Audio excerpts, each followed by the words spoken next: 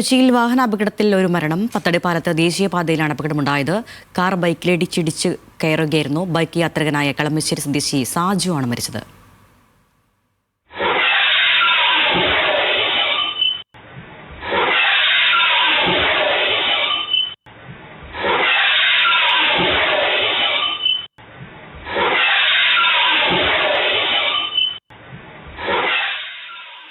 സെഫിനിസ അലിയാർ നൽകും കൊച്ചിയിൽ നിന്ന് വിവരങ്ങൾ. സെഫിനിസ, എപ്പോഴായിരുന്നു ഈ അപകടം? എന്താണ് വിശദാംശം?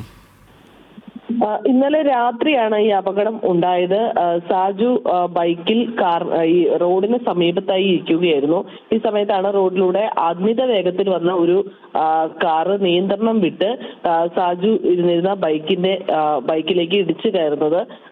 അപ്പോൾ തന്നെ സംഭവ സ്ഥലത്ത് വെച്ച് തന്നെ കളമശ്ശേരി സ്വദേശിയായ സാജു, 64 വയസ്സാണ് സാജുവിന്റെ മരണം സംഭവിച്ചു. ഒപ്പം ഉണ്ടായിരുന്ന ആൾ ഇപ്പോൾ ഗുരുതര പരിക്കുകളോടെ ആശുപത്രിയിൽ ചികിത്സയിലുമാണ്.